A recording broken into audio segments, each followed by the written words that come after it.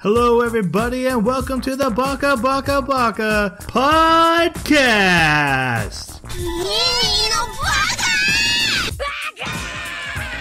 Baka.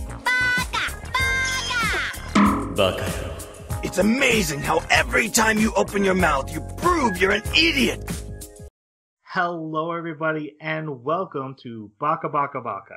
We are an anime podcast, and if you're wondering why should I listen to this anime podcast when there's much better ones out there, and yes, I agree, they are probably better, this is the only anime podcast that when it's done, that's when the real show begins, because we talk about an anime that we watched over the past 2 weeks, and then we turn it over to you in the comment sections and email to discuss even further, to join in with us and be part of this book club that watches TV. That's what we're selling, and I'm glad you pressed play. We are watching, or we have watched, the second season of One Punch Man. We have a couple caveats here. Normally, we would have done an episode about the first season, and we kind of did in a mini-sode, which we don't do anymore. But we never did an actual breakdown. So we'll actually probably fill in a little bit like of our thoughts on season 1, and then also what we thought in season 2, just so you know. I think that covers it. Yeah. Let's introduce my co-host who helped me do this. First off, we have the kryptonite to my Superman, Jeremy. How you doing? Yeah, I like that. I like it when you use references I know. I'm doing good. Doing good. Just really busy. Had to finish really crappy RPG. I don't know if you guys have tried that one yet. I threw it in the Dropbox, but oh wow. RPGs are so much harder than any other game. There's so many complex systems. And yeah, and writing. And lots of writing. So yeah, that one, it's been 4 weeks of that. And it's been a monster. But it's finally done. Turned it in today. We should mention that due to Jeremy's internet connection tonight, he's not able to be on camera. But this is mostly just an audio podcast. I don't really get you people who watch us stare at our eyes as we talk to you. Whatever you're into, that's fine. The other guy's idea, who I'm about to introduce. It's going to be like that, is it? He is the tax audit to my Batman, Jason. Yes. Oh. Sir, why do you have $500,000 spent on missiles this year? I am doing... Oh, man, I'm tired. There has been so much going on as far as entertainment-wise. Wait. You get the game, I get the show. Well, I was just going to mention it, but I'm not going to go too deep into it. But yes, Mandalorian, what is it? The Fallen Order. But what I really wanted to discuss, which I know will please Troy, Path of Exile is having their con, their PoE con. Path of Exile 2 is coming out. Path of Exile Mobile is coming out. Oh, wow. And the new League and a new Atlas mechanic. I am just out of my mind excited. The biggest change is, I know you guys are familiar with the linking system. The linking is not going to be on the equipment anymore. It's going to be the actual gems will have links. So you slot a gem into a gem? Yes, and they'll all be if it's on your chest, it will be all 6 linked. There's no more having to use fusings anymore. Huh. Doesn't that kind of... I wonder what impact that's going to have on their currency system. Yeah, I wonder the same. But so Path of Exile 2, the 7 new acts, and the graphics engine is massively overhauled, along with the combat system. So looks like wow. GGG took a lesson of don't announce the mobile game without an actual game to go along with it. Also, so it's not a new game for mobile. It's literally PoE. PoE. It's all the mechanics, all the buttons, everything. So how would you cram that many buttons onto a mobile device? Yeah, I'm not sure, but it looks good. Hold down cool. And you become a tornado, and then everything dies. It's just yeah. All right. Yeah, and my name's Troy. the thing I want. It's Star Wars heaven right now for a guy like me. We were 2 episodes into The Mandalorian. I absolutely in love with that show. Blowing our minds. Holy crap. Really? There, Okay, I'm gonna. those who've watched it, you know the adorableness. Okay, I don't even need to mention it. But what I wanted to say in my review of it is that where I came from in Star Wars is with these guys doing Dungeons and Dragons Star Wars basically, and it reminds me of those stories of like, hey, I have a bounty hunt for you, but it's off the books, and you gotta go talk to this sleazy guy in this warehouse, and he's like, I'm gonna be very, not giving you any information, so you have to go on this journey, and then, oh, you won, but oh, now there's a complication, so you have to deal with that complication on this side mission, Goddamn and Jawas. and, and it feels very Star Wars RPG storyline, and the fact that this isn't going to affect the greater galaxy, but it more deals with the effects of the greater galaxy and how they're affecting the random characters out there. That's what I always got from our Star Wars RPGs. Like, yeah, we can't take down the Empire, but because of what happened with the Empire, our lives are affected, and now we have to live adventures from it. Mm-hmm. And I love it. It's so Cool. And then yeah, Fallen Order is good, but Jason's farther than I am, so I can't even comment that much. It's so good. All right, let's go to our anime. Before we do into the spoiler section, we're going to give our non-spoiler review. This was Jeremy's choice, despite warnings. No, yeah. Jeremy, what were your thoughts? It was certainly no season 1. I love season 1, and this just couldn't do it for me. It was interesting to learn more about the world. Definitely get that. But yeah, I would have seen more Tama, especially just the level of quality drops so. Let's do Jason first. Jason, what'd you think? I actually enjoyed myself. It was good. It was not a season about Saitama. I'll say that. And so someone that's looking for more action with Saitama may be disappointed. But I did like the world building that happened, and also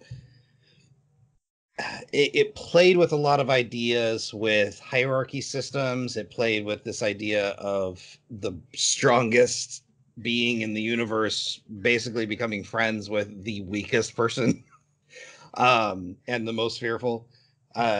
But also this idea of becoming a monster and what that means. So yeah, it was I enjoyed myself with it. All right, Jeremy, how about you? I was a huge fan of season because. Oh, come on. I'll go first. Okay. So I definitely think this season is lacking from the first season visually. Maybe even storytelling. It didn't reach. Definitely doesn't reach the highs of season 1. I am still into whatever one is selling in his story, whatever themes he's playing with. Even as I sit there trying to figure them out, I am enjoying them. And I do think there's some storytelling miscues here, some missed opportunities. But from what I understand, it's pretty close to the actual manga. So I don't know. But for the most part, I'm still enjoying it. But I'm probably not coming back to watch this repeatedly like season 1. All right, Jeremy. So yeah, like both of you were pointing out, that it definitely has some redeeming qualities, and I think it kind of to me like it's half of a story. I'm waiting to see where it's going to go with that, but it just wasn't season. And when I think of One Punch Man, I think of Saitama kicking butt and looking awesome doing it, and not caring. And that's the story that I'm more interested in. So Garo's really being targeted as sort of the main character of this. I would almost see this as just like an arc, or at least the first half of one. it just couldn't really grab me. It was more of a development of the world and hardly had anything to do with Saitama. Okay. We heard most of that. I think only a Good. word or two dropped out here and there. Doing all right. We'll just keep pushing through. All right, guys, before we go to the spoiler section, the opening and closing. Jason, what'd you think?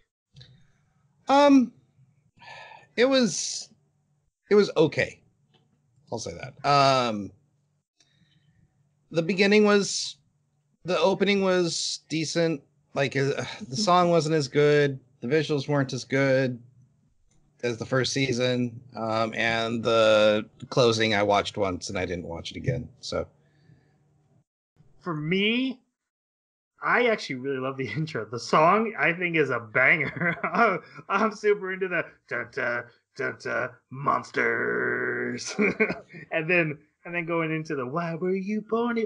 Look, I love the song. I don't know if it's as good as season 1 song, but it's pretty Definitely good. not.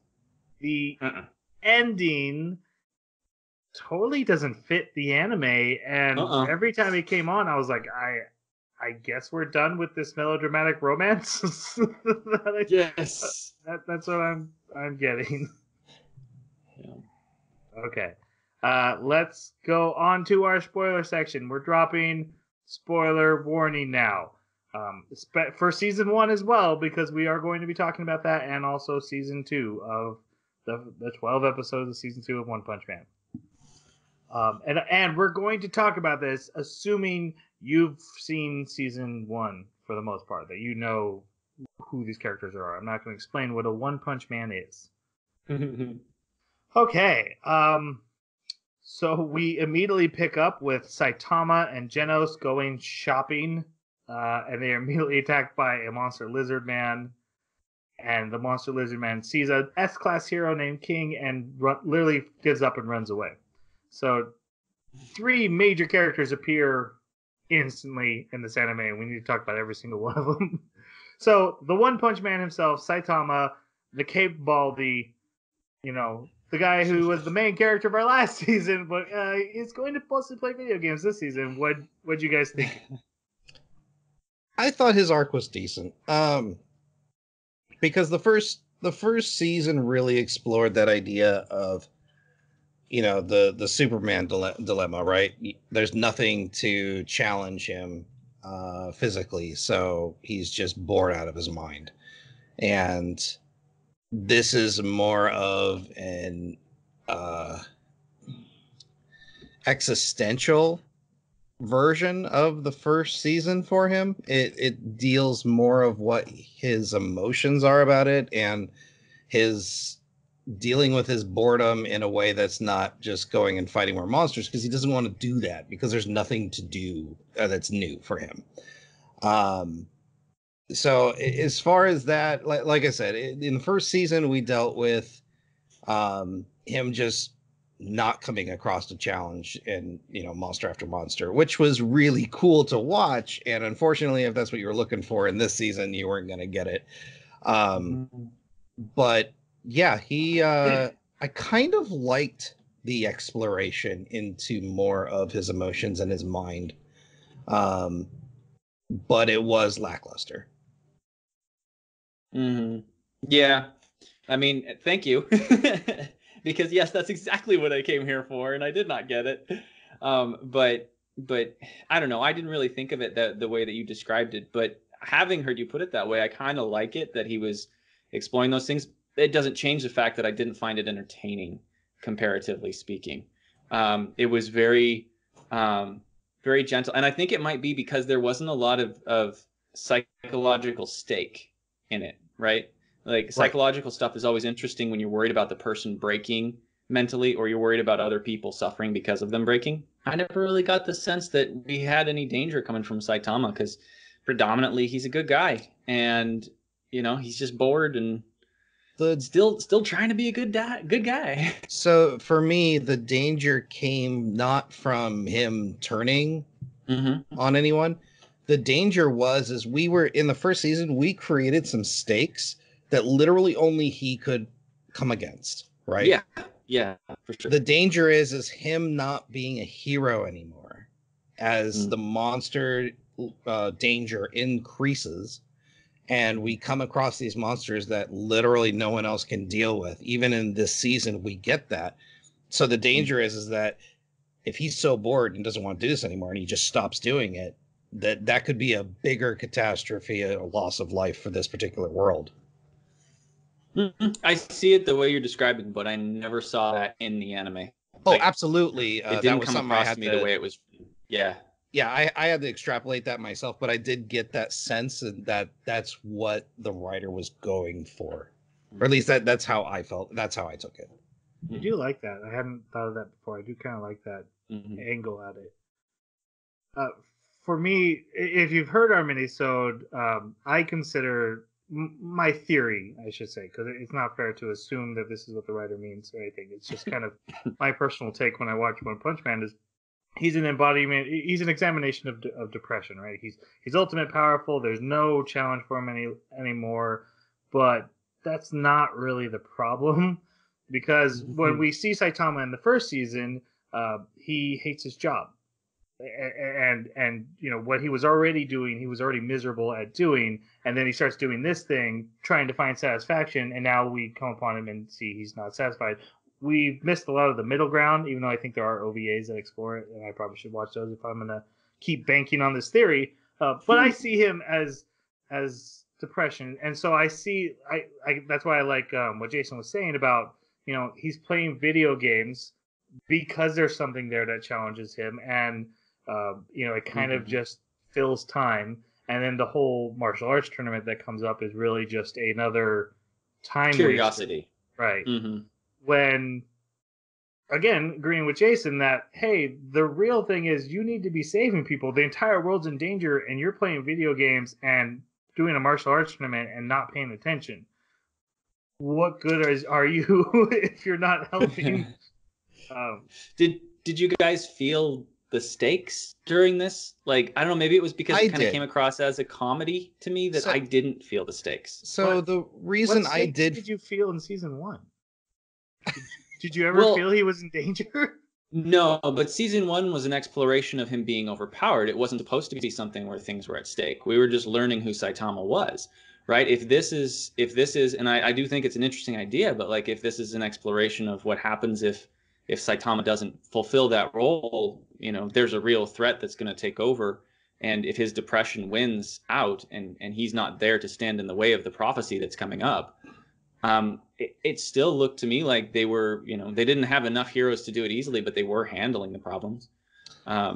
So the couple points that got me thinking about that particular theory is at the end of the fight tournament, what happens? He runs off running from security, which is hilarious, by the way. But what happens exactly after that? Multiple people either die or are taken out. We've got one character that's the most powerful person under Saitama in this particular tournament, and he is at the point of dying, right? And then at the very end, when he's got to save the day, which we'll get to. If he's not there, literally multiple S-class heroes are going to lose their lives. So it's like if Saitama doesn't get his act together, doesn't get a hold of his depression. I don't recall S-class heroes being there though. The snake guy was an A-class, and so was the shoe explosive guy. Oh, he means at the very end versus at the very end. Sentio Choro. Yeah. Very last. Oh well, yeah, but I mean that guy. Yeah, I don't know. That's just one fight where I don't know. We didn't see this psychic girl, and she's supposed to be super duper powerful too. I don't know. It just seems like there's pieces in play, cards in play that could have handled it. Sure, they could have handled it. My point was less about could they eventually handle it, but the loss of life potential is much, much higher and much, much greater without him around. We're talking cities lost. Yeah, huh? I agree with you. I agree with you on like a logical level, on a theoretical level and everything. And Troy too, I totally agree with you that it makes sense.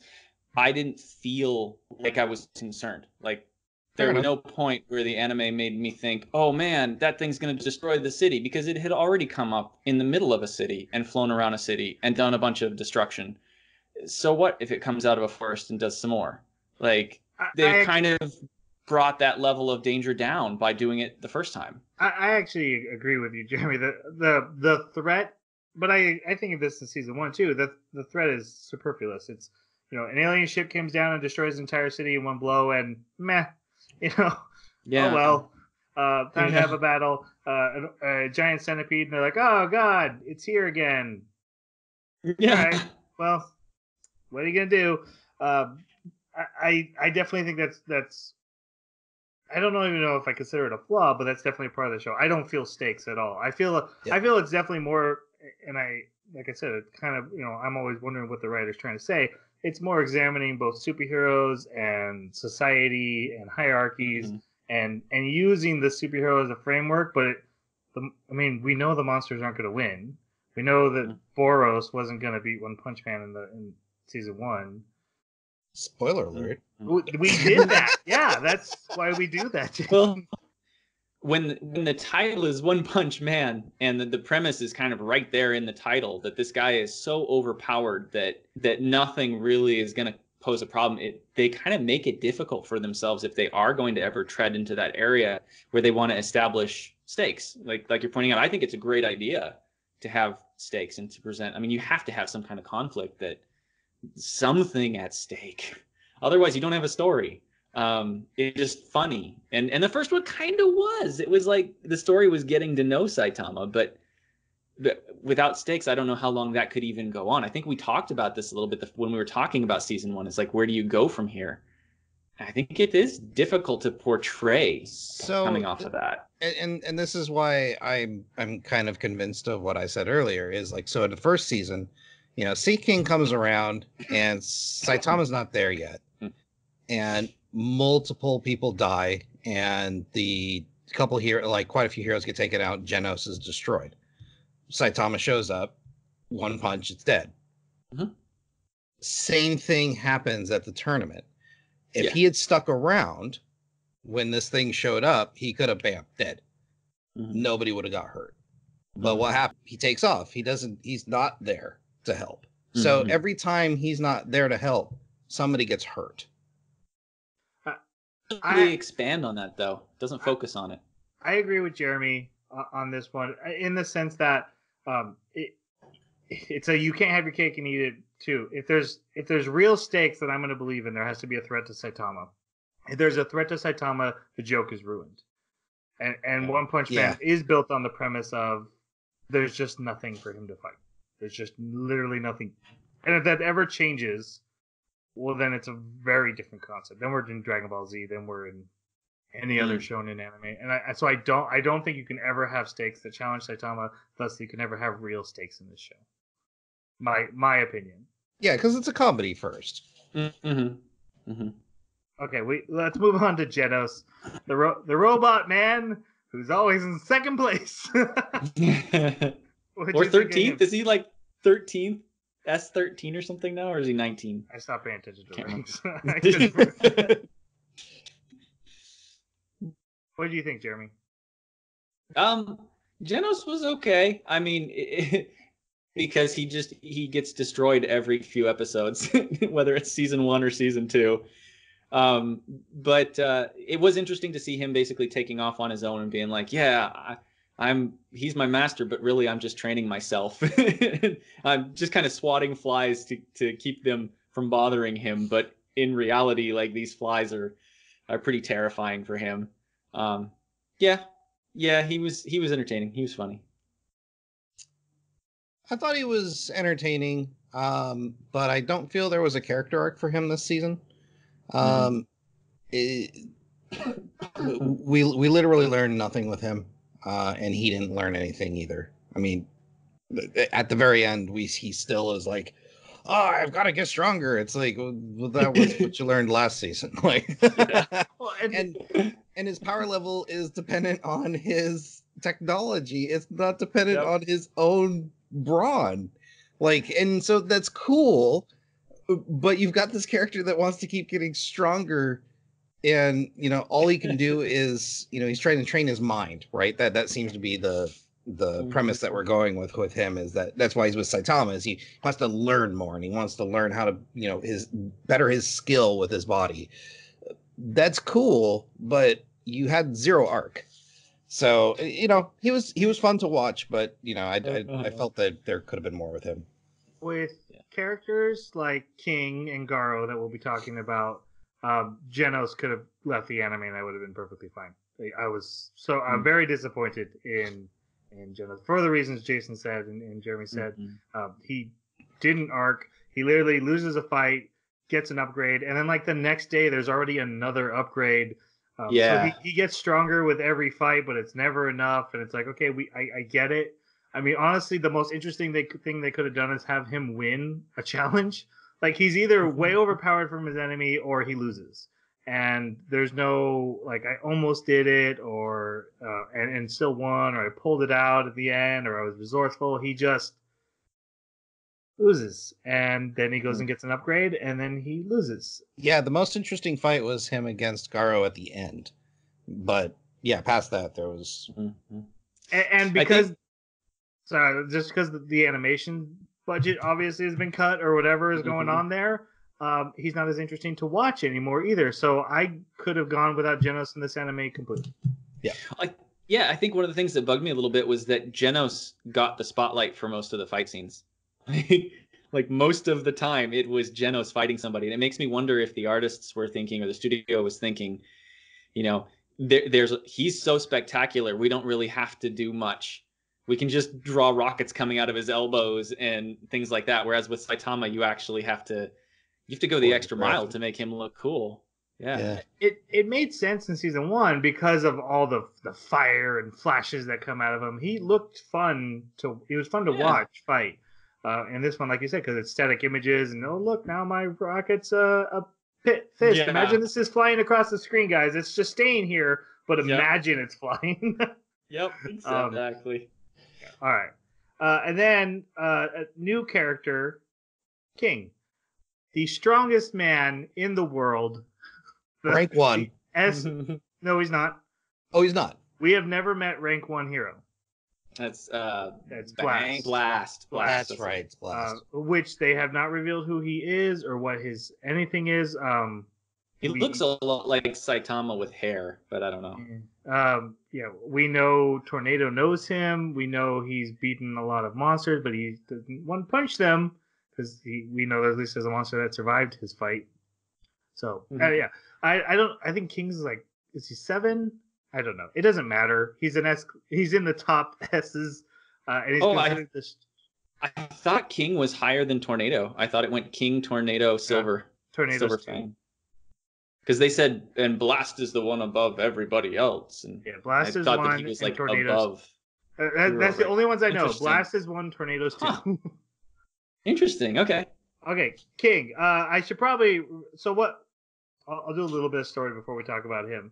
A robot shows up to fight him and to challenge him, and I'm guessing sent by the monsters to test his strength, right? And he's like, okay, but I have to poop first. If you want to fight me at my best, I gotta go poop. So he leaves and he goes to the bathroom, and then we get into his inner monologue, which is, I'm just a regular guy, and every time I go somewhere, something huge shows up, and then something one punches it, and then I get all the credit, and now I'm this S-rank hero, and I just started accepting the paychecks, and why does this keep happening to me? And then the robot's like, every 10 minutes you're gone, I'm going to execute someone. And he runs home. He's got his new love romantic video game, and he runs home. It's a dating simulator. Dating simulator. Yeah. He's got this blonde mullet and 3 scars over his eye, but he is a complete wuss. What are your guys' thoughts on King? I loved King. He's the biggest, strongest looking otaku I think I've ever run into. Yes. True. Yeah, he's taller than everyone else. He's got decent stature. When you first see him, especially with those scars over his eye, you think, wow, this guy is going to wreck house. No wonder he's an S-class hero.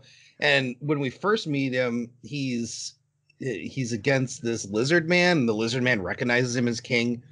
And everyone comments on, oh, you can hear the King engine, because also you hear this. And and the lizard man runs away, and then when you find out he's a wuss, because you totally buy into this idea that he's just extremely powerful, and yeah, to find out he's a wuss, and then like his relationship with Saitama moving forward is just fantastic. I really liked this character. Yeah, everything Jason said, he was entertaining. He didn't strike me quite as entertaining. I didn't like him quite as much, but I certainly can't argue with any of those points. I love the dichotomy of that he is the physical embodiment of like being an awesome superhero, whereas Saitama is bald and everyone looks at him as like what a goofy looking dude. And he's Bald in cape. his like he's running around in pajamas and a cape, and then King's just so cool, but power level complete opposites too. But I also like that they made him not just an otaku, but he is so good at video games that even a guy who can jump to the moon and back can't beat him, even close. Like, And with he only one uses finger, 2 fingers with a controller. I love that. I love that they gave him something that he is the best at, but he still finds joy in, which is a nice, comparison to Saitama, who's the best at and has no challenge yet, but he still can't find joy in that. Again, I don't know what that says, but I like that they added those extra aspects into character personalities, and so King is fun, and also he gives one of my favorite monologues in the entire anime, which he read in a manga, which works for me. I take monologues from mangas all the time. So what ends up happening is Genos fights this robot, has this big, not as cool as last season fight with it, and then like a littler robot comes out of it, and he has to fight that one. It's even more powerful. He does end up winning though. Meanwhile, Saitama is like, "Okay, you got this. I'm out," and he follows King to his apartment, and is like, "Hey, you're an S-class hero. You just ran away from a fight. So what's up with that?" And then a giant demon bird just like bursts into the apartment, and Saitama like punches it. But King admits like, "I'm a sham. I started taking credit for all this. Oh my god, it was you. I was taking credit for you." We see him from the very first episode of season 1, like next to Virus Man. I believe that was his name. And when Saitama beat him, and King was like right there off to the side. And so he admits like, "I've been stealing your credit, and I'm sorry." And they play video games together.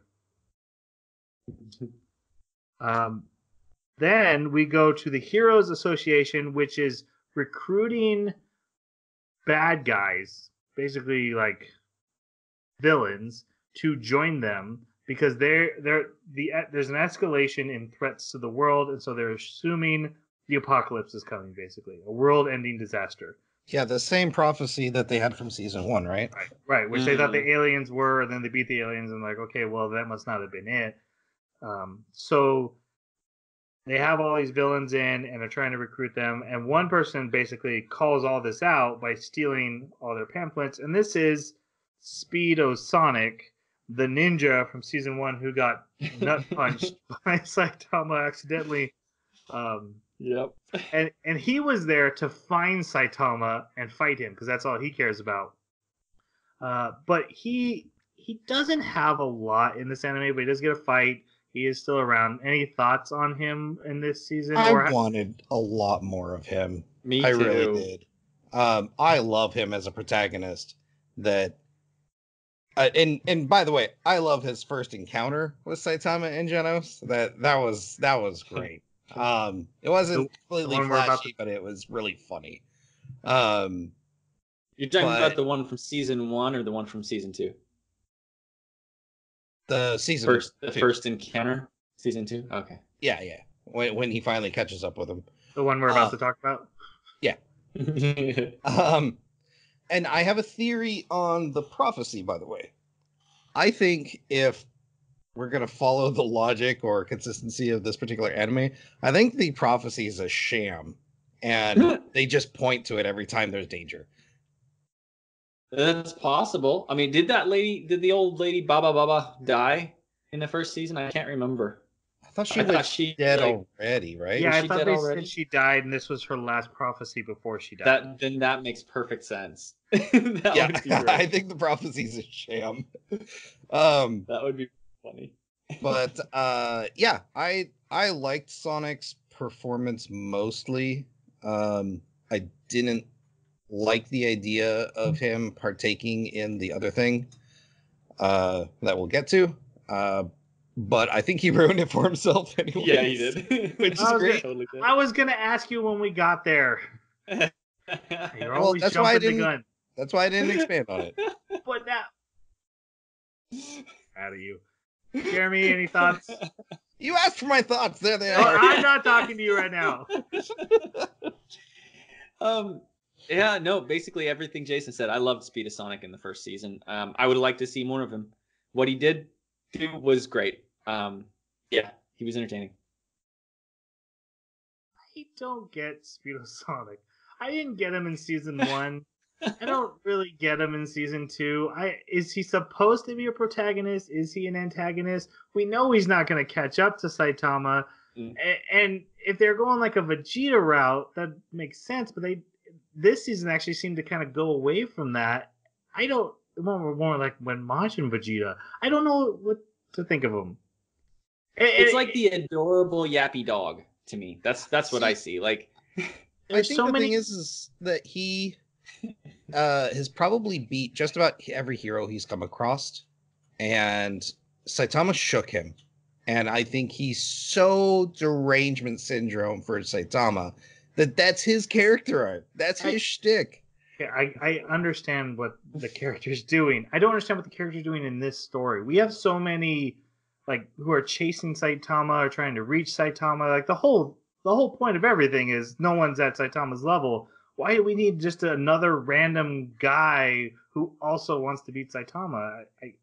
I think he's better. He's better established than Garo. He was already there, and I think they're just trying to maintain his presence. Garo, I get it. Garo makes sense to me because they gave his backstory. Well, that's because Garo's basically the main character of season 2. Yeah. So of course, but I mean, they already had something to begin with Speed of Sonic. They could have chosen to embellish on him and give him Garo's story, but they didn't. So all right. So Speed of Sonic leaves, and then we're back in that room in the next episode, and Garo introduces himself, and he's like, "Hey, just so you guys know, I'm not a person anymore. I'm a monster, and I'm gonna kill all the heroes." And then the villains are like, "Haha, look at this guy. He's awesome." And he's like, "No, you don't get it. I'm gonna get all y'all." And he does. He gets everyone. And we were talking about this in pre-show. I don't know if he killed everyone here or not, because there's a thing about Garo. He doesn't seem to be a murderer, but it did look like murder in this scene. There was a lot of blood on the walls at the end of this scene.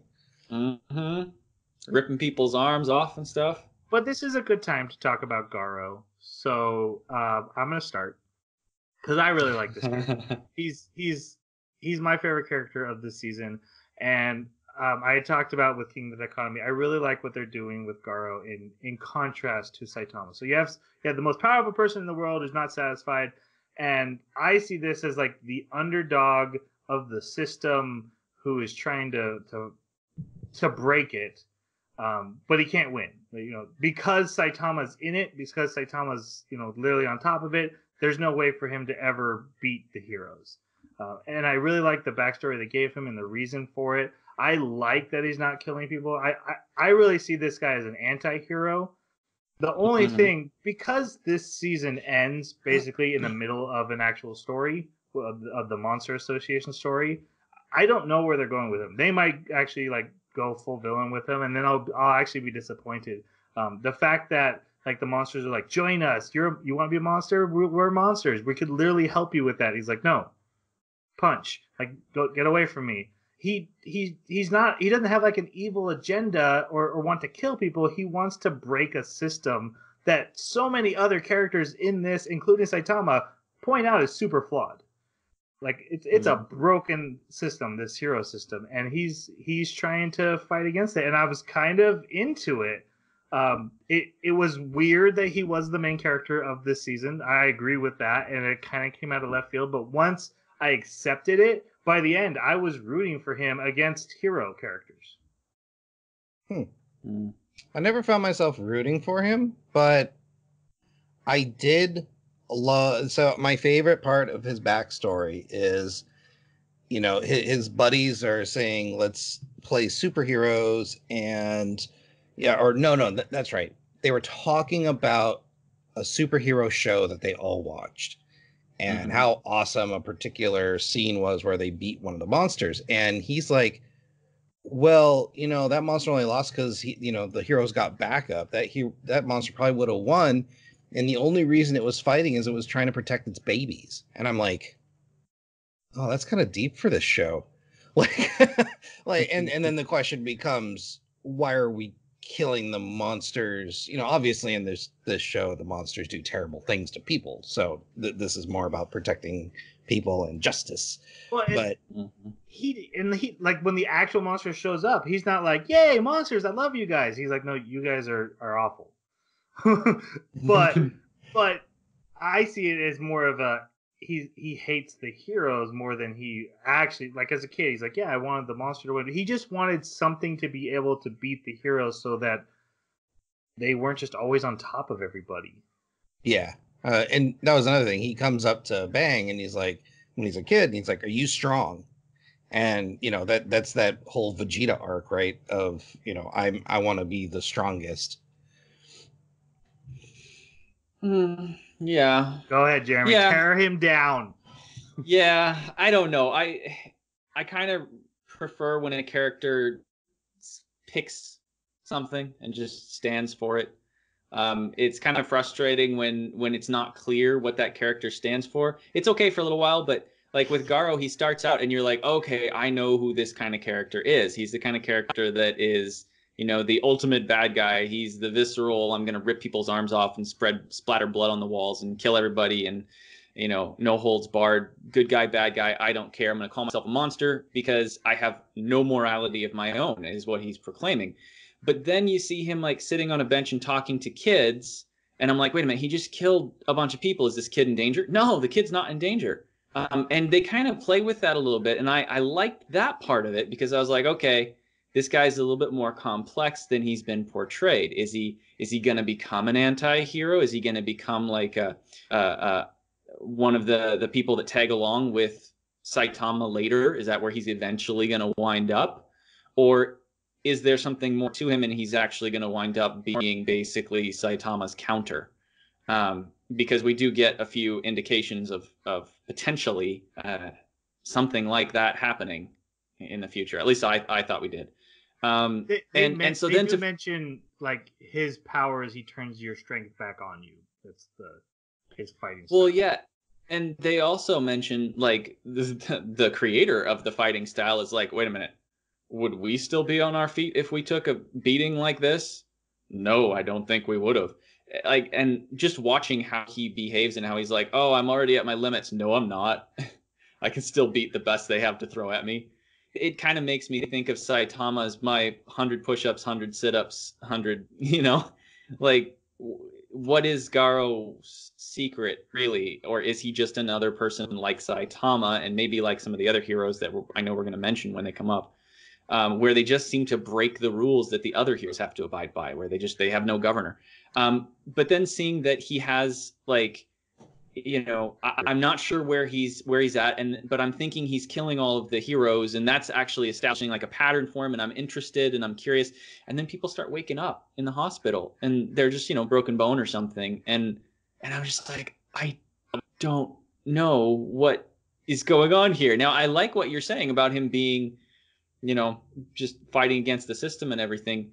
But it seems like kind of a petty thing to do when monsters are running amok everywhere. I would rather freelance than break down the system that at least is contributing some good. I don't know. So I have trouble getting on board with his ideology. I mean, as far as like looking at it from his perspective and thinking this is an interesting ideology. It's more of like a curiosity, but then immediately you're not helping the situation. You are making it worse. Yeah, I do think he's definitely a selfish character and doing this for his own. It's like he's not trying to make the world a better place. I think he called it out. He's like, I just want the strong to feel pain from the weak.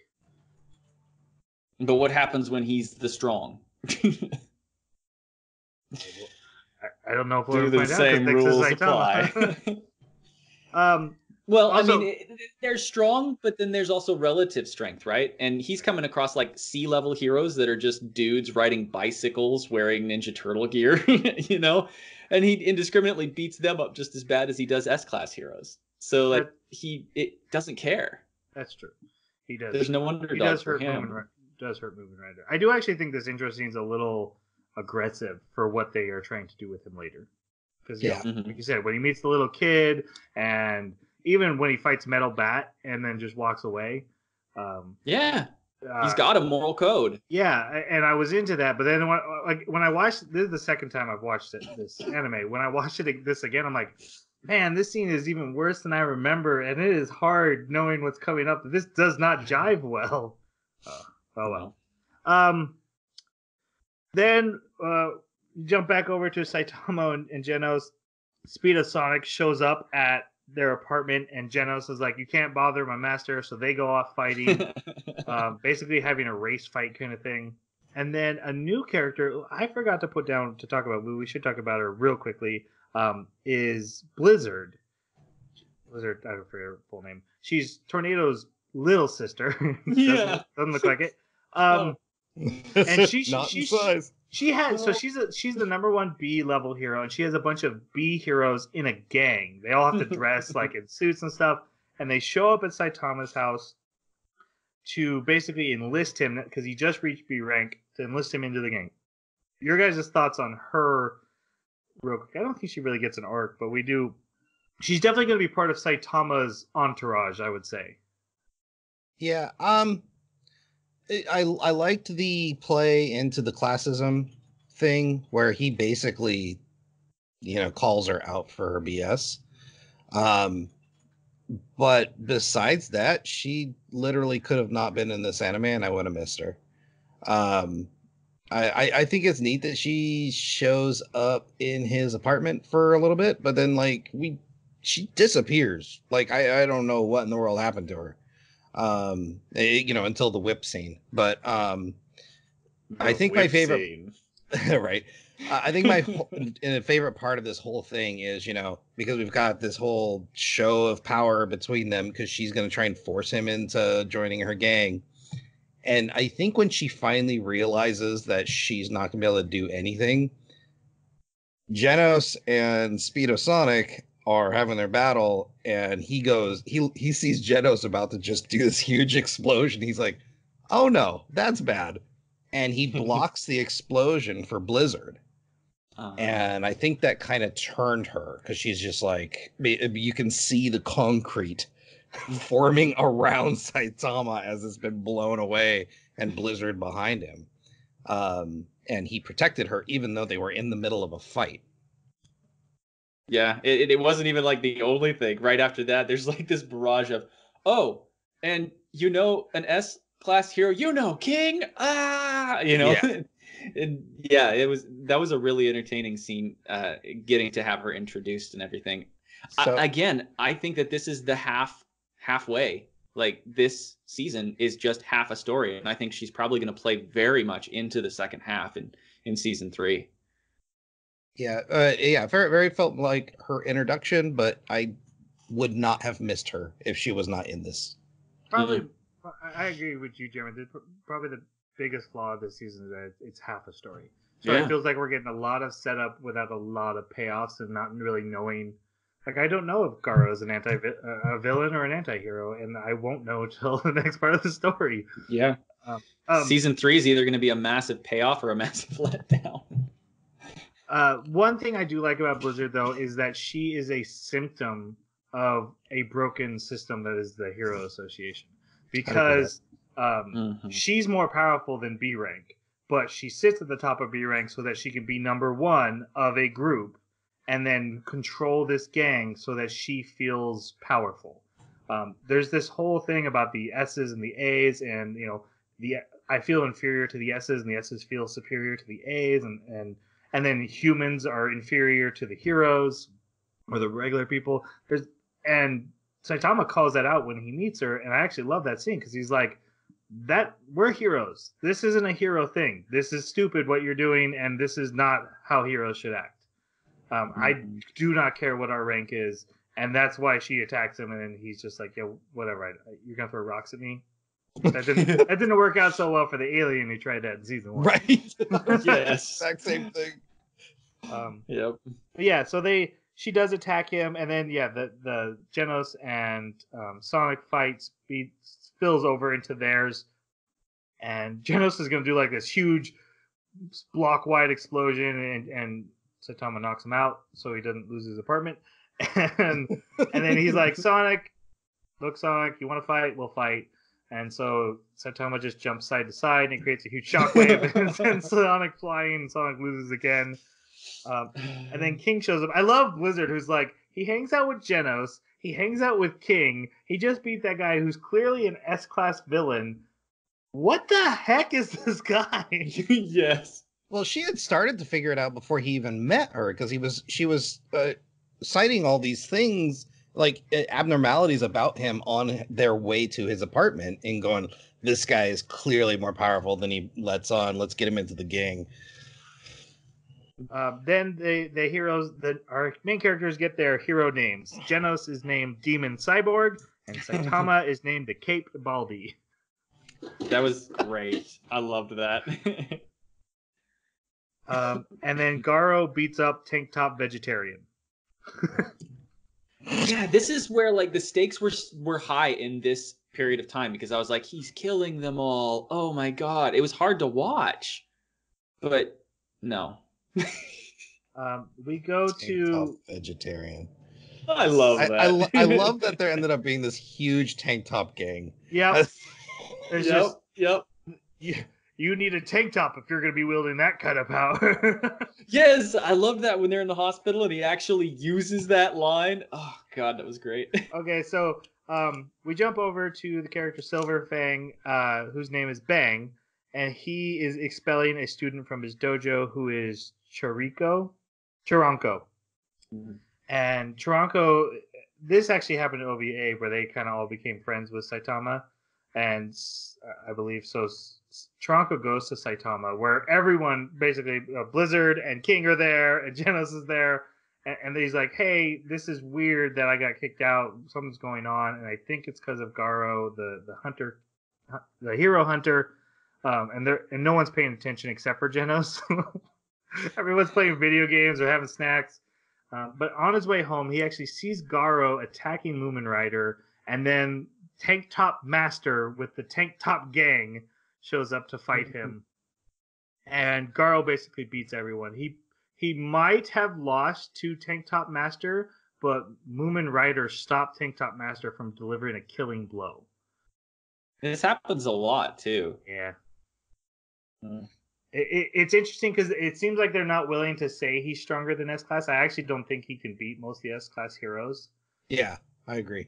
But he seems to have some kind of weird durability. But yeah, I agree.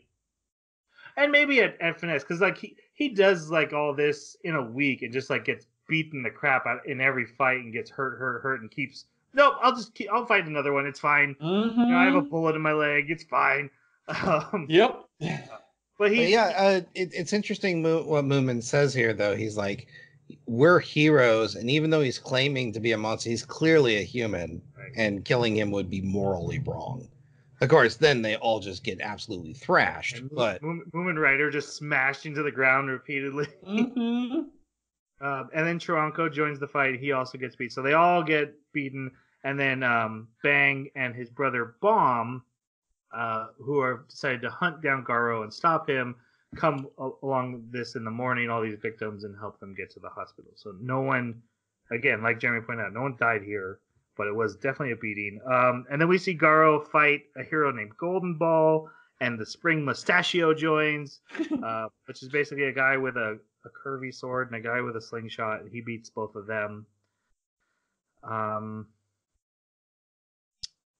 then Saitama goes to town to buy a wig because he went to the hospital to talk to these guys who were in the hospital. He talked to Chiranko, and Chiranko's like, "Yeah, I'm gonna have to drop out of the martial arts tournament." And he's like, "Oh, that's what I heard that bad guy Garo is using. What's martial arts?" He's like, "Well, hey, go to the tournament and see." He's like, "Yeah, I should enter." He's like, "No, you can't enter.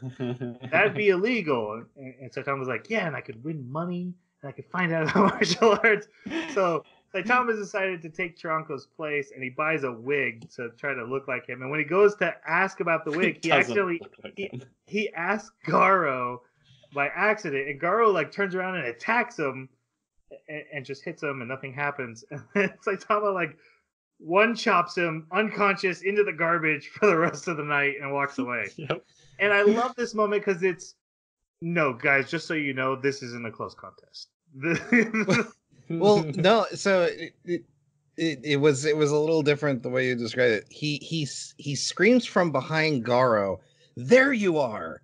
And he was talking about the wig because he had been shopping all day for a wig, and Garo happened to be in between him and the wig. So when he was like, "There you are," Garo was like, "Oh no, he found me." And he was feeling pretty bad because he took a real bad hit from Golden Bullet in the leg. Yeah.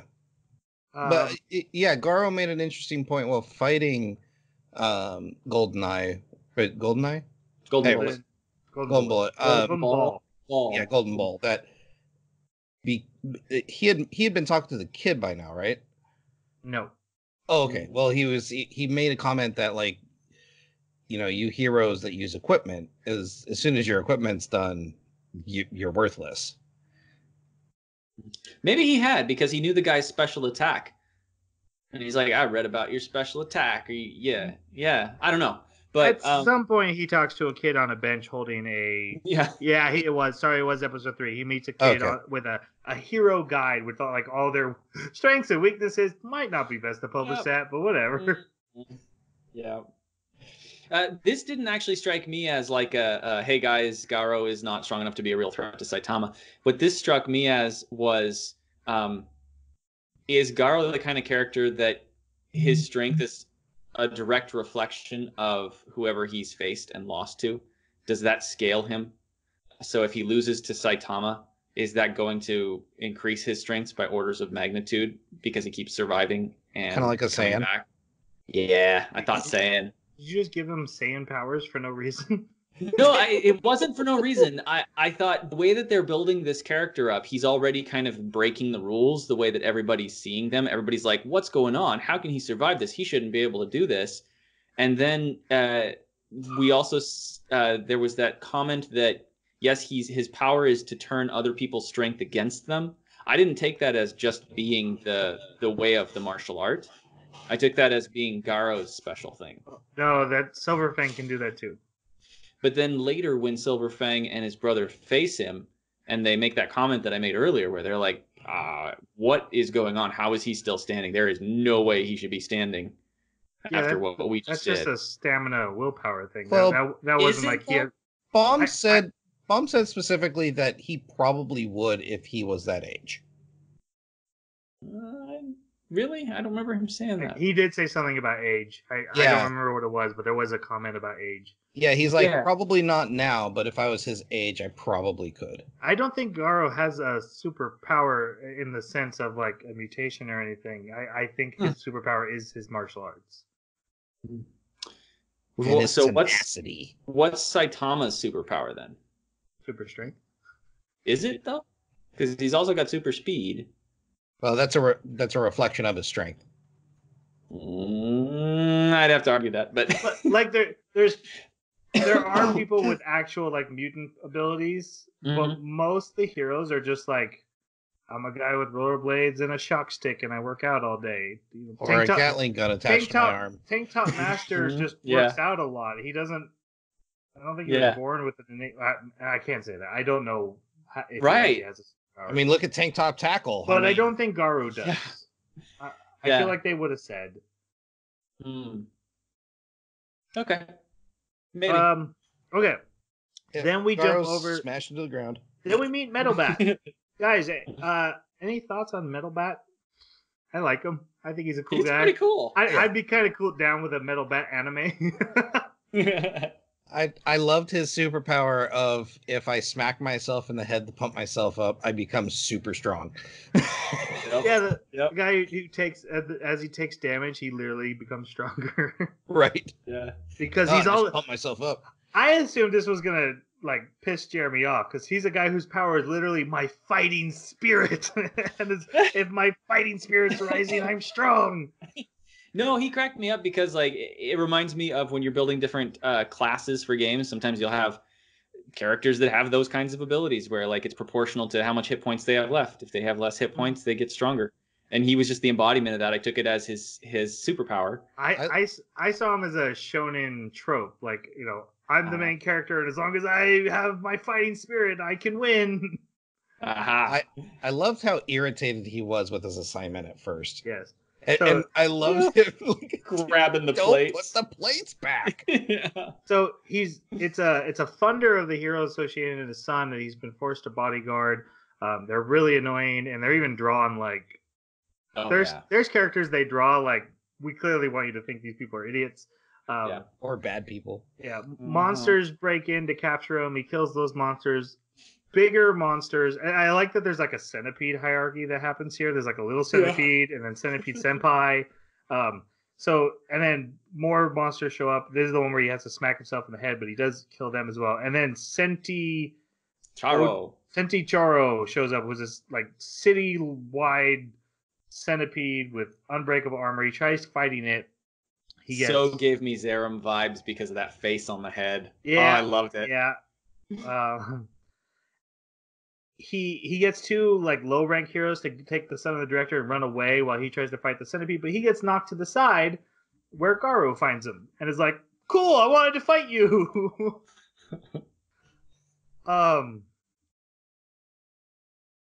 There's monsters start appearing everywhere. Metal Knight starts fighting the giant centipede, and then Garo and Metal Bat have a fight. Basically, what you need to know is Metal Bat can't touch him. Garo keeps hitting Metal Bat, but Metal Bat keeps getting stronger every time he gets hit. And eventually, Garo thinks he has won, and he turns around and there's a bat in his face, like an inch from his face, and he would have been like smashed to smithereens. Mm-hmm. But Metal Bat's little sister showed up, and Metal Bat has made a promise never to do violence in front of her. And the little girl walks up and is like, "Nope, your guys' fight is over. I'm here." And Garo's like, "Wait, why do I have to follow that rule?" She's like, "Nope, shut up. Fight's over." And so he agrees. And then she knocks out her brother. So in the intro, you see her and her brother, and she's got the roses, and she wields them like a baseball bat on her shoulder as she's walking. And I'm like, is she just like her brother? Are those roses? I thought it was a giant like steak roast beef on a bone. I'm an idiot. They were roses, I'm sure of it. Hey, Troy, don't feel too bad. I had no idea what it was. I didn't even guess. Yeah, it's just flowers. I thought it was supposed to be something super heavy, like she's stronger than Metal Bat. But yeah, I assume that meant that she's a hero someday too. It is funny because it feels like they took a character out of the movie Grease and then gave him a bat and superpowers. Yes. I think that's what I love about this character. He's so 70s/80s. His style, his the way he acts, his morals. Yeah. But yeah, I like Metal Bat. So one of my issues with the storytelling here is that the martial arts tournament is starting and then this monster attack is happening. And it feels completely random which one they want us to focus on. Instead of just like, let's do one, or at least get one to a good spot, and then jump to the other. It's like, hey, it's like taking notes. It's like Saitama does this, and then back to Metal Bat, and then Saitama, and then back to Garo, and then Saitama talks to a guy. I was a little frustrated with the back and forth of the storytelling. Well, what was really irritating was the justification for this thing going on with monsters literally attacking every single city.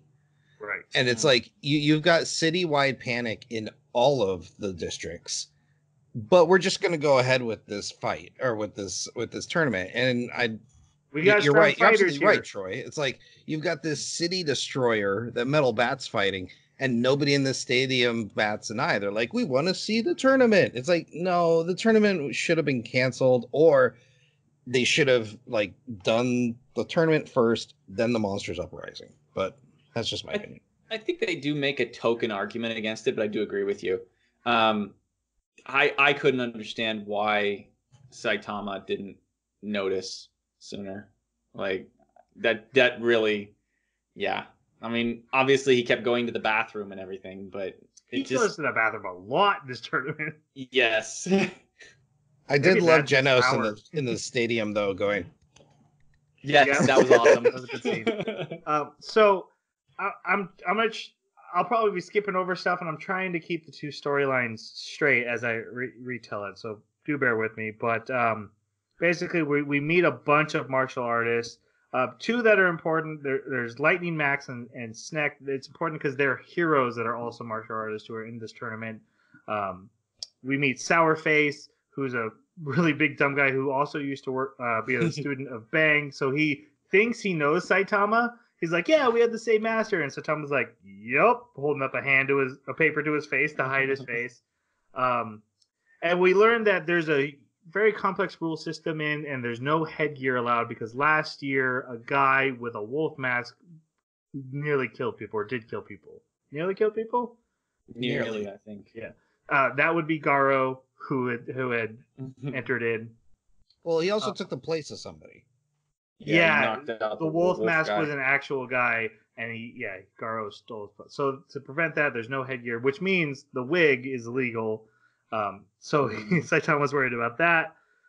And the most important fighter we meet, though, is Suru. Suryu?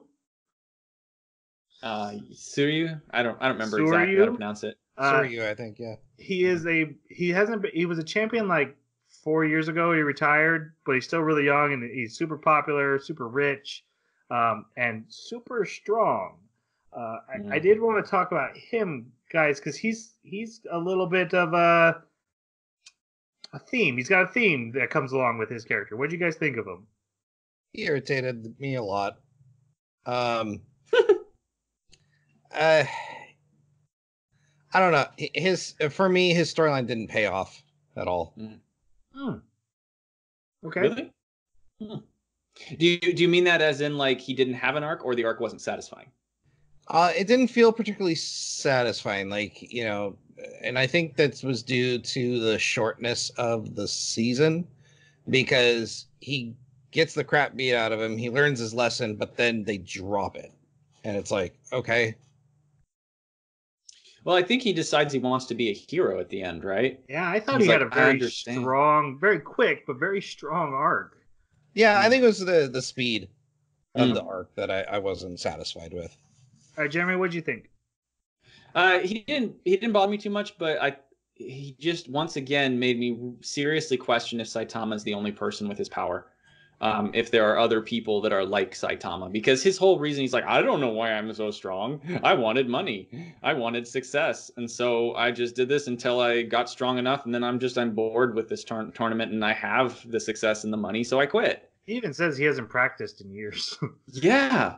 And there's that moment where Saitama says, oh, you want to continue having fun? Then you should stop training now. And it just made me think, is this guy capable of reaching great heights like where Saitama is? Or are all humans capable? I don't know. I think it's certain individuals. I do think there must be something special about them that makes them unique, more than humans. Because I mean, come on, what is it about him wanting to have luxury and success and financial freedom? Like, is there some level of wanting that the average human isn't ever able to achieve, that he's just like, I want it so much more than anybody else? All right, real quick question. Yes or no, do you want to know the origins of Saitama's power? I do. Yeah. I think it makes the show interesting that we don't know. I think there's going to be a little bit of mystery and a little bit of magic that is ruined with knowing it. But yes, I do want to know. I don't. I'm good with the 100 push-ups a day. I think that's very funny, and I think this is a silly enough show to write on that. Huh. I agree. Okay. My thoughts on this guy. I just really like the theme of him.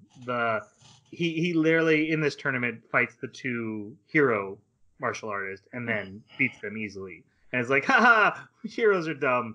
Martial artist heroes, you're literally a waste of space. I don't even know why you're in front of me. And then his whole arc is by the end, I need a hero to say, I don't need someone who's powerful. I just need someone who's willing to take responsibility for someone weaker than themselves. And that's what this world needs, and it's what I need right now. And I love that. And especially in this whole, like, we're kind of blasting hero society with some of the other characters. And then there's, but Saitama, the hero that Saitama represents is the good thing. It's kind of that Superman, the hope you give is more important than the strength you bring. Yeah. Even though the strength Saitama brings in this arc. Pretty useful. Pretty useful. But I like that theme. Okay.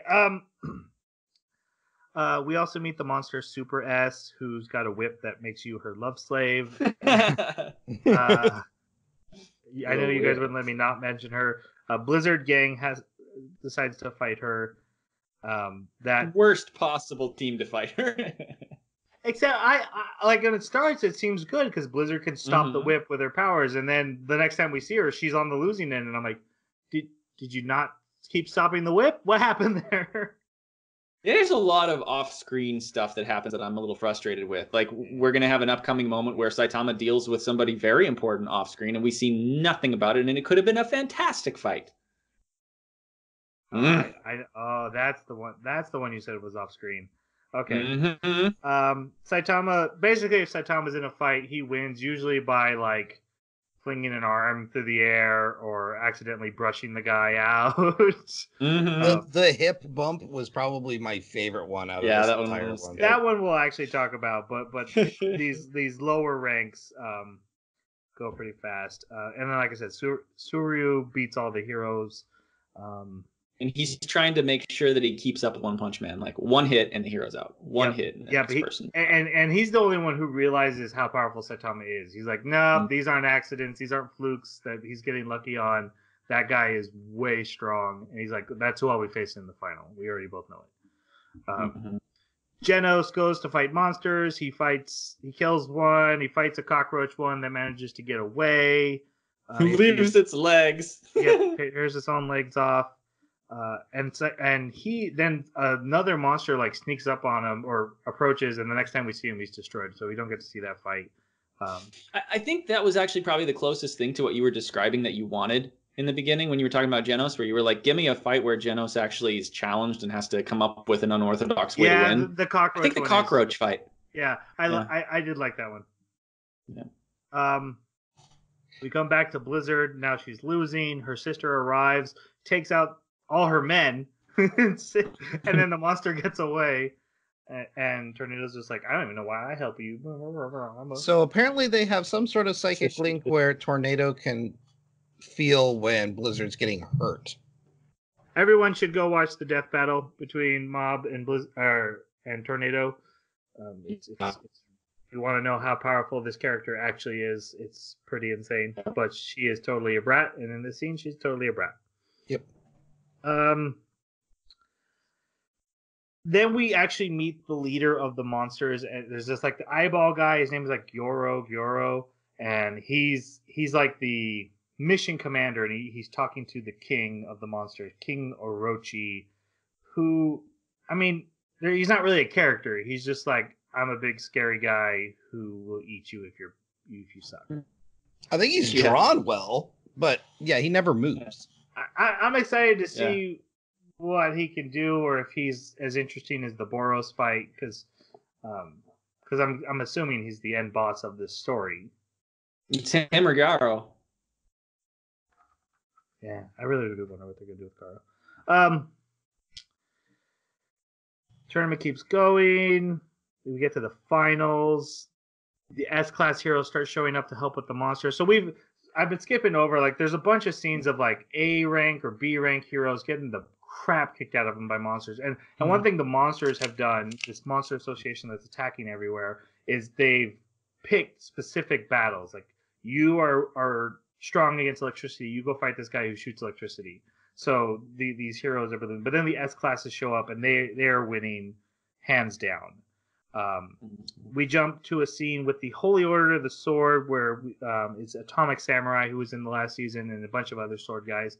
He's like, guys, we gotta take care of Garo, which again is weird that there's a monster attack going on and all they care about is Garo. That does keep happening. He's like, let's take care of Garo. And one of the guys is like, hey, screw that. Let's get super powerful. I have these monster cells. If we eat them, we become monsters. And I've become a monster. And now I'm going to kill you, Atomic Samurai. And then Atomic Samurai kills him. He's like, that was dumb. But I guess now we have to deal with the monsters. When he says cell, like, it's this glob of flesh from, I assume, Orochi. And yeah, he ingests it, and it literally turns him into a freak of nature. And yeah, it's weird to me how humanoid some of the monsters still are. Like the cockroach guy, like has a human face. He looks like he looks like the Tick, but a cockroach. Yeah. And then you have Whip Girl. Like, it's just a girl.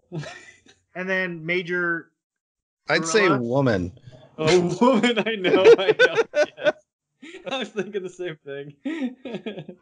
We get Saitama and Sairu's fight, which at first is Sairu just like doing feints and kicks, and he's creating so much wind that Saitama's just holding onto his wig as he's getting kicked around back and forth in the ring, and Saitama's just like, okay, not the head though, not my wig, please. And then Suru basically he asks him like something about what else you do, and Saitama tells him about doing hero work. Now he's supposed to be Taranko, so he has to act like it's a hobby. But he's like, oh man, no, heroes are stupid and dumb. Same spiel he's given before. And Saitama doesn't care for that. So he lets the wig fall off and doesn't punch him, but does a punch and knocks all his shirt off. And then Saitama's disqualified. The fight's over, but Suru now has a real challenger, and he wants to fight. So he does like this battle, and he's like, I'm going to show you what real martial arts are. You're here for martial arts. Here they are. Spin, kick, punch. And then Saitama's like, I understand martial arts. It's fighting moves made to look cool. I'm going to do that spinny thing you did. And he spins and accidentally hits him with his butt and sends him into a wall, and then his pants fall down, and he has to run out because he can't remember how to tie a belt to his gi, and he has to run away from security, and that's the end of the tournament. That's a great moment. That's a classic One Punch Man. Like, okay, that's what I'm here for.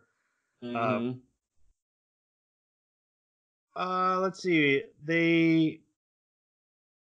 That's when Goketsu arrives, and he's the one who beat Genos, and he shows up and is like, okay, he gathers all the martial artists into the ring. He's like, okay, I'm part of the monsters group. He's a giant three-eyed monster, but he was like the first champion of the martial arts tournament ever. And he had been captured by the monsters, and it seemed like they kind of forced him to become a monster, but it also was by choice. But he's basically, join us or die at this point. Yeah, exactly. But, well, I mean, it seemed like it was initially a decision of do this or die, but then as soon as you become a monster, it seems like you just lose your humanity completely, and you don't care. Even if you were a good person, you can't use this power for what you want to use it for. You become violent. Some of the martial artists give in and eat it. Some are happy to. But then Suru, who is doing it to get a date, decides he'll fight them and is actually able to beat the new monsters. But then Goketsu just kicks the crap out of him. He offers him, he's like, hey, you're really strong. You should eat this. He's like, yeah, but then I'll be ugly. And so just like breaks his arm, beats him around. And he's getting beat up, and the Sneck and Lightning Max come back and save him from some of the weaker monsters that are also there.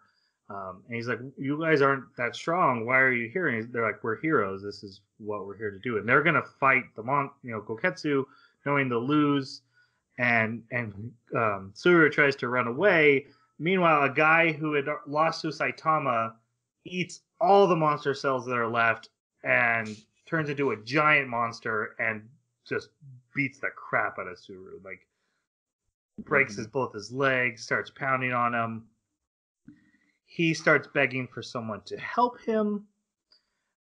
And that's when Saitama arrives and saves him. Like, he's crying, like, I need a hero. Any hero will do. And Saitama's like, I'm a hero. Before we get into that fight, can we talk about Puri Prisoner and his porcupine monster that he had to fight? Oh my god. A porcupine monster with a sign that says free hugs. Yes. My favorite I cracked monster up design so hard. Yes. Well, I thought it was funny because the first introduction we have is when the cat monster goes into the prison and he's like, is this... Everybody's like, why are you here? Puri Prisoner is not here. And so, yeah, when we see Puri Prisoner, I was like, oh, that's right. I remember this guy now from season 1. And he hears about the prison. He's like, oh, my lover boys or something like that. Oh, my pretty ones. Oh, God, yes. And then to beat the porcupine monster, he has to hug it to death. Yes. And he does. Yep. Oh, God. He's a sadist, too, obviously. Saitama talks to Soiru, and Soiru's like, because Goketsu left, so he's like, there was a stronger monster than the Bakuzan guy you just beat. And Saitama's like, okay, and like goes after him, and then we just see the head come back. Yeah. So when Jeremy's upset, we didn't get to see. Yeah, it would have been at least something, a moment where we could have had some cool animation where Saitama leaped around and did something. Nope. Yeah, I like seeing it from Sora's point of view, who's like, that's the worst thing ever. Nothing could ever beat that. And then just a head appears, and Saitama returns. He asked to be Saitama's apprentice, and hell no. No, I agree with Jeremy. I think if we'd gotten even just a minute of a replay of the Tiger King monster from Season 1, the Jungle King, if it was something like that where Goketsu was like, I'll show you my ultimate form, and then, you know, and then bang. And then we get the head in front of Suryo. I think that would have been better, but we didn't get that. Nope. After this, we get my favorite scene in the entire anime, which is Saitama goes out. Now he knows about the monster attack, and he's looking for monsters, and there's none to find. And he runs into King, and they walk home together. And he's basically questioning, like, I did this as a hero for fun, but I'm not having fun. Why am I even being a hero? Do I even remember why I wanted to be a hero? And he starts kind of complaining to King about, like, I'm so strong that I'm lonely. And King's like, well, why don't you, like, go on a trip? He's like, no, that's not what I mean. He's like, yeah, but also you're kind of being a baby about it. Like, and that's how I interpreted that. You could actually take this conversation a couple ways. But King's basically like, who cares if you're the strongest? That's one thing that you're the best at. There's a whole world out there. And I love that it then goes into, come home and play video games with me. No, that's not going to make me feel better. Oh, is it because you're going to lose? Nope. And then Saitama bites, like, okay, let's go play video games. Now this is the thing I wanted to mention earlier. My internet kept cutting out. Do you think Saitama really has any chance of losing? If he really wanted to win, just think about how fast his reflexes are. In video games? Yeah. Reflexes. Like, he can think faster than computers. He can react faster than the computers. I know we've gone over this before, and like how fast he jumped from the moon to the spaceship, and he also couldn't catch a fly. Oh God, that inconsistency makes no sense to me. It's a comedy. Which rule? Which rule is it? It's a comedy. But you're ruining like the suspension of disbelief in your character. Then for me, that's the. I need to understand. There's a character whose superpower is being in a dog suit, and it makes him one of the most powerful humans on the planet. Sure. But that means that's that character, and he's that powerful. You know, even if he was out of the dog suit and he lost his power, I could still go with that, because that's the rule. That's the premise. Yeah, I mean, I don't think guys who create stuff like One Punch Man think about, okay, but then their brain power has to work at this level. Like whoever made the original Flash, I don't think was thinking, but the Flash must then think really fast. And of course, eventually writers had to incorporate that because that is how we nerds question things, right? I think, Jeremy, Yeah. I can see your point. Because I tend to hand wave it when it comes to the heroes for the comedic effect. But then as we get closer to the Garo fight at the end, when they take that inconsistency to the next level, we'll get into it, but it irritated me, and I can see where you're coming from. Yeah. We go back to Sonic, and he's basically confronted by two other ninjas who have also become monsters to join the Monster Association and eat the food thing. Now they're not monsters when they first show up. They apparently can change their form. Yeah, that's the impression I got. Just like that swordsman guy, because he didn't eat it in their presence. He said, "I've already eaten it." Yeah, we also see them again in human form. They're in the monster meeting. Oh, so they can that's shapeshift. Right. Just to skip it to the end of the episode, the Sonic does eventually eat it, but he cooks it first, turns it into a meal. And we don't didn't think I would eat it. So that cooking it. We never see Sonic again for the rest of the season. Do you think he ruined it, or do you think he's a monster now? I think this is my theory. He ruined it, but he's going to believe he's a monster. He's going to believe he's like more powerful. That I love. Okay, that I like. I like it. Great. Now, has Garo come upon King and Saitama yet? Yeah, I did skip over that. Yeah, sorry, I know that's the best. One of the best. The only reason, yeah, it's my favorite part. Go ahead, describe it real quick. I'm trying to rush this forward, but go ahead. Okay, yeah. He sees King and he's like, one of the top S-class heroes. That'll give me notoriety. So he starts charging him and thinking planning for every kind of move he can make. Before he can get to him, Saitama boots him through the wall of one of the walls in this alleyway. And King barely even saw anything. And and Saitama was like, "Who was that?" So great.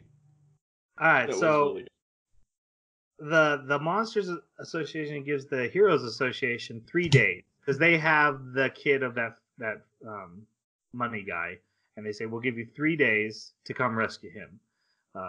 Basically, what they want to do is get all the S heroes into one big battle where they can wipe them all out at once. That'll be their plan. But that's how they're doing it.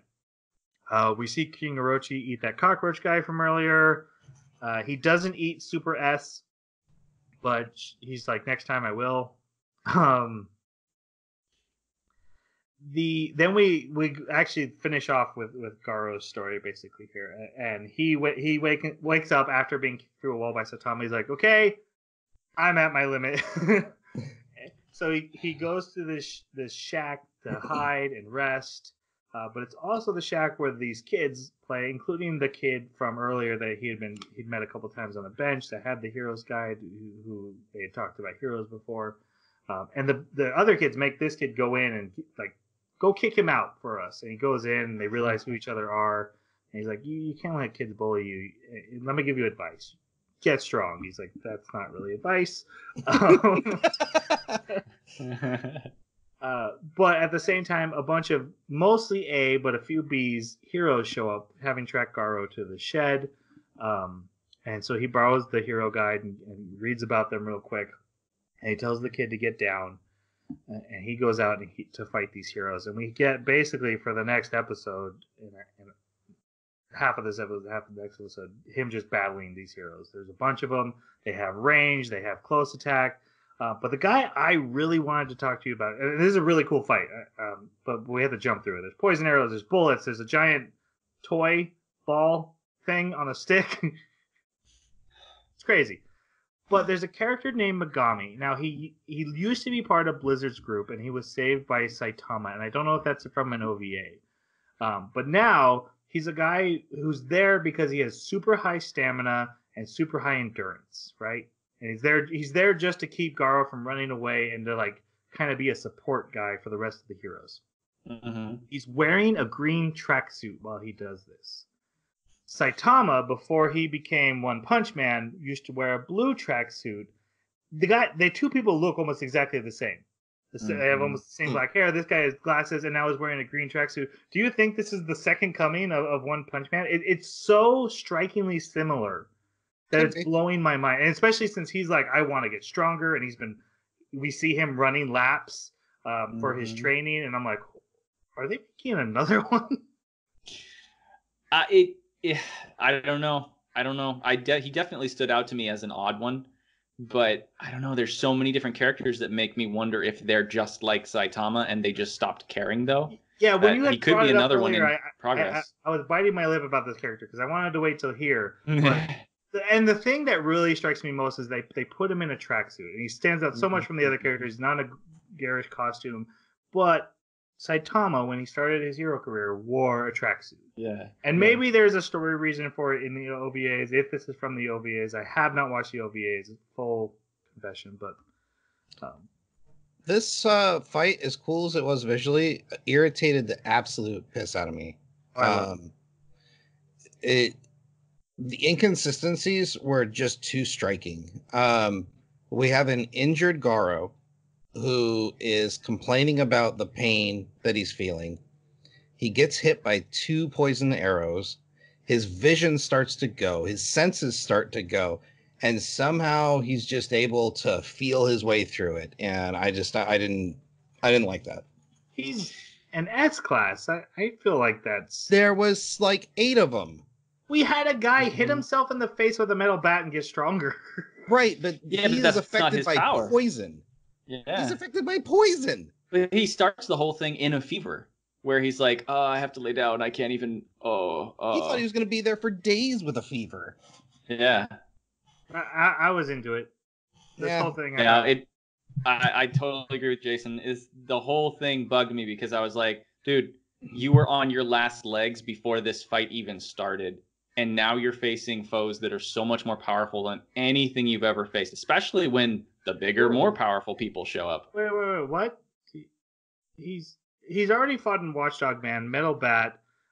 These guys are not stronger. He even said... No, I'm talking about what happens after these guys. Like, these guys are bad, but it just keeps getting worse. Because after he beats these guys, the other people show up. Okay, so we'll go to that. He beats these guys, eventually. He does take a couple hits. He's getting worse. Genos shows up and wipes the floor with him. I wouldn't say that. He does for a little while, but not for very long because Garo springs back. He beats him too, basically. He doesn't beat Genos. They stalemated. Yeah, they stalemated. Genos won until Bang shows up and stops the fight because Bang wanted to be the one to do it. Genos won. I didn't get the sense that Genos was actually going to win. I got the sense that Genos had a footing and he probably would have won in the end, but I didn't think the fight was over when Bang showed up. Yeah. I was very much under the... Oh, actually, the fight was over till the other demons showed up, or the other monsters showed up to save Garo. A bunch of monsters burst out of the ground and actually stopped Genos, who was winning the fight. But I thought Genos was wiping the floor with him. Even when Garo like puts him in the ground, he realized like that was part of Genos' plan. Like, so I can stick my arm under the ground, and that was all part of it. Oh, you ripped my arm off? Well, my arm detaches and is now grappled you to a tree. Like, Genos seemed well in control that whole time. He seemed like he seemed like he was fairly well. But then when Blast and his brother showed up, and they actually were fighting Genos themselves together, Blast is so much higher in rank. He's rank 3. He's rank 3. Blast kicks the crap out of him. But he's not dead. Blast, like, he doesn't Bang. Bang. But he's not dead. He doesn't go down for the count. And I just think that that's ridiculous. Given the state he was when he started the fight with that group of other people, other heroes, to then have to deal with Genos, and then have to deal with a rank 3 plus the rank 3's brother using their special moves, and still be standing after everybody's taken their turn doing a beatdown on him. Only way is if he's got something like what Saitama has, where he's like, my willpower is just not human. I think it's just a surge of last, like, It's this or death. I either put up one last stand or I die. And I think he was losing no matter what. I think the only reason he survives this is because a bird comes in and grabs him. Oh, I agree. I agree. I just think the fight went on far too long for what was reasonable with the amount of damage he had taken. This anime is just so... The feats are just so amazing for everybody. Like, the guy with a bat can literally take on a centipede through the air. Like, it just doesn't seem that odd to me compared to the wide, weird characters we've seen so far. Okay. That's his power. That's the metal bat's power. Is like as he suffers damage, he gets stronger. Does like the you metal can't bat compare even someone. have a power? Well, but that's the thing is you can't compare. Well, that at that point you're just wondering, does anybody have a power? And you kind of undermine the whole concept of the superheroes. Like Right. if they explicitly state that that's the power that this character has, then I don't think that it can be implicitly attributed to another character. I don't know. I think it fits in the universe, but I understand what you guys are saying. And don't get me wrong, I thought the animation was actually pretty great. This is probably the best choreographed and animated fight of the entire series. And I liked the premise of it all and the motivations behind the characters. I just thought having a fever and damage from a wolf guy, and then he takes 2 poison arrows to the back. I didn't think he should have been standing, but I didn't write the anime. All right. The reason he's able to get away with the bird is the giant centipede monster shows back up, and so basically the Bang and Bomb and Genos have to fight it. They manage to break its shell, but it regrows it molts it and regrows it right back. I did like how Giro mentioned we specifically sent Centauro after these guys because we know these guys will not be able to win. Genos does some crazy powerful moves, gets inside of him, does a huge blast, but it doesn't help. They end up having to run away, and then Bang is going to take him on himself. And then King steps out and is like, hey, giant monster, I'm here with Blast, and that's important because this monster had fought Blast, the #1 hero in the past, and hates him. So the monster goes after King, who you can hear the thunder. And I thought this was cool because this is the guy who in the very first episode ran away from the fight and is now shown up to save people, doing a heroic thing even though has no power. Yeah, because they mentioned they needed to keep him away from the city, right? And it ends up being a trap to draw this monster in so Saitama can punch it, which he does, and then he one punches it, and then Genos is like, Master, what is it that I am lacking? And Saitama's like, power? And then they decide to go home, and that's the end. And then Garo passes out from everything that's happened as he's being carried to the Monstrous Association, and that's the end of the season. So one scene we didn't talk about with Orochi, which didn't seem very important, but yeah, there's a couple failures of monsters, and he just eats them. I said he ate the cockroach guy, and didn't. Oh, you did? Okay. Yeah. Oh, that's right. And he threatened the whip lady. Super S. Her name is Super S, which is super sadist. Oh. Yeah. Okay. Let's go to final reviews. Jeremy, what'd you think? It's no One Punch Man season 1. This is definitely like the explore the world, get to know the other characters, take your time, and Saitama is kind of off screen for a good portion of it.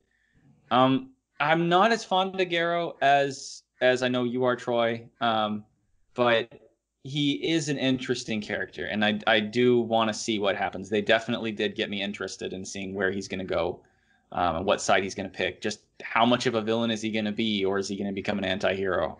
I don't know. I get the inclination that he's going to be a villain, but we'll see. Yeah, and it's really hard. Like, I know everybody's been ragging on the studio about the quality, but I have to join the cacophony because it doesn't compare. It just doesn't compare. My wife had not seen One Punch Man season 1, and she sat down and watched all of season 2 with me and was like, wow, this is just kind of an average anime. There's nothing really special about it. I don't know why everybody loves One Punch Man so much. And so we then proceeded to watch a bunch of scenes from One Punch Man season 1, and she totally got it. So yeah, it didn't. I don't know. It's just one person there, but just oh man, the quality makes such a big difference. So I got to give it a 3. All right. 3 out of 5. That's higher than I thought you'd give it. Jason, what about you? I'm also at a 3. I enjoyed the deconstruction of the hero genre. And I also liked the deconstruction of Saitama and his motivations. I think what was really being trying to be said here was if heroes don't stand up and do what they need to do, people get hurt. But then also, there's some ideas about class systems and who's the real monster. And are monsters because they look bad, or are monsters because they hurt or they do violence? So those are some interesting themes. But yeah, the animation budget was definitely not there. And yeah, I'll stick it with a 3. Okay, I'm also going to give it not a 3. I'm gonna go 4, and it probably should be a 3 because of the animation. I actually 100% agree with everything you said about the animation, except for this comes from a webcomic that looks like it was drawn. I won't say anything bad about the artist. It doesn't look good. And it was so compelling, even in that form, that it got a well-illustrated manga and then became one of the most beautiful seasons of anime. So I am disappointed in the way it looks. I am still into the story. I do think so much of how good this season is depends on the next half of this story. So for now, it's a 4, but like it could crash and burn in the next half or not pay off the things I think it should, and even be a 2. But for now, I'm going to give it a 4. All right. Let's go to our next anime, which is the first 12 episodes of Dr. Stone. Oh, cool. This is a shonen anime about science. I'm picking it, but I'm only half interested to watch it, so I'm only picking the first 12 episodes. I just kind of want to get a feel for it and talk about it. I don't want to go into it, if that makes sense. So let's just do the first 12 episodes of Dr. Stone, and then we'll come back together in 2 weeks and talk about it then. Are we going to see if we want to continue at that point, or are we just calling it now? Probably not. But if we're feeling like loving it and we want to keep going, that's on the table. But I feel like 12 will give us the impression we need. From what it pops up in my YouTube feed a lot, scenes and stuff, and I do feel like I kind of have a feel for it. I think we'll be okay with 12. It seems a little light and silly, but I am interested in an anime that builds on science, much like Death Stranding, which is a game about not violence, and that's really interesting, but maybe not as fun to play as it could have been if it was about Metal Gear. Just I do really want. Wait, you mean the Amazon delivery simulator? Yeah. You know what? I mean it though. Kudos to him for making a game not based on violence. That is awesome, and it does look super interesting. I just don't know if it's going to be fun, but I do want to play it. Yeah, I've watched some reviews, and it's definitely something where like eventually I'll pick it up because it seems like a very interesting experience, but right. Not and the one thing that for you, Jeremy, is that you get to pee in the game. And I know how much awesome. I know, like the fact that you have to work on your bladder control and stuff. Yeah, that made me think of you. All right, if you would like to comment on One Punch Man and our thoughts on it, feel free to join in and be part of this club. You can reach us on our Twitter at Baka Podcast. You can reach us at our email, theanimebakaclub@gmail.com, or leave a comment wherever you found the podcast, and we'll get back to us. And so with that, I think it is time for us to say goodbye. Thanks for listening. See you next time. Sayonara.